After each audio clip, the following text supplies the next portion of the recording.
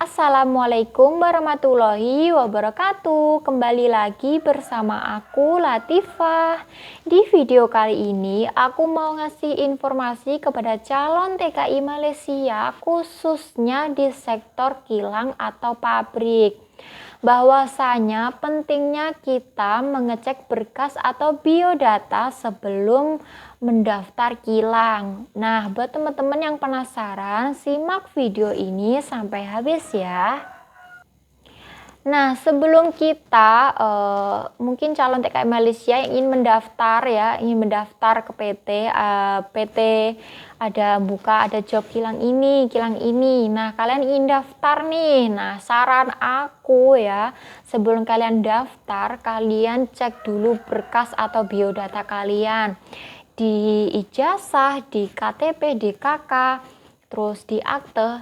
Nama kalian itu harus sama ya, besar kecilnya itu harus sama, jumlahnya harus sama, tidak boleh ada kurang sedikit pun, tidak boleh ada beda sedikit pun. Begitu juga dengan tempat tanggal lahir, tidak boleh beda sedikit pun ya. Terus nomor NIK juga, NIK juga tidak boleh beda sedikit pun. Di ijazah, KTP, KK, akte semua harus sama ya, harus sama.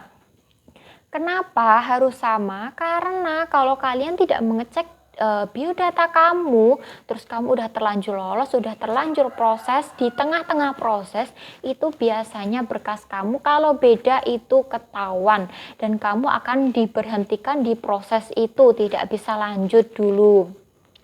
Biasanya pihak PT kalau kamu berkasnya beda, berkas kamu tidak sama antara nama, tempat tanggal lahir atau NIK, itu kamu akan diberhentikan dan disuruh untuk memperbaiki dulu sampai semuanya sama ya.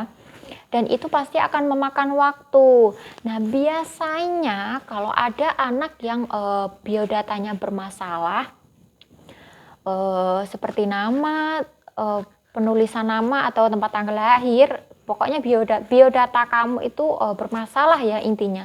Biasanya kamu diberhentikan di proses itu dan posisi kamu di proses selanjutnya itu akan diambilkan orang lain untuk mengganti posisi kamu. Kenapa? Karena biasanya memperbaiki biodata ini itu memakan waktu, dan kalau kilangnya itu minta urgent, biasanya dia akan ngambil orang lain untuk menggantikan posisi kamu. Jadi kamu nggak bisa jadi kamu yang harusnya terbang bareng gelombang kamu itu kamu nggak bisa ikut, kamu biasanya diikutkan gelombang selanjutnya begitu. Jadi rugi ya, udah terlanjur proses tapi berkas kamu bermasalah.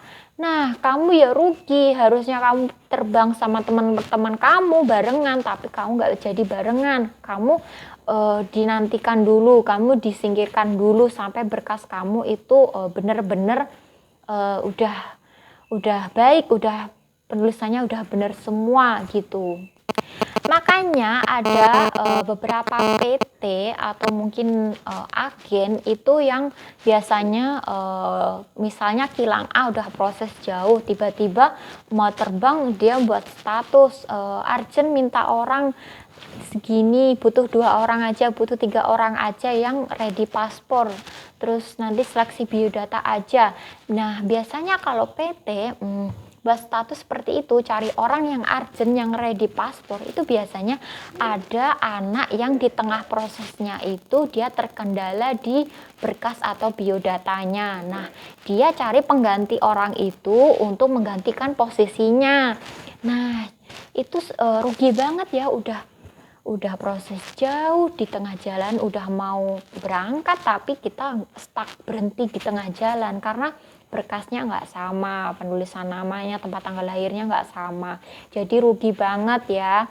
Nah, mulai dari sekarang mumpung belum teman-teman yang mungkin ingin ke Malaysia belum terlanjur proses, kalian cek dulu baik-baik, betul-betul biodata kamu.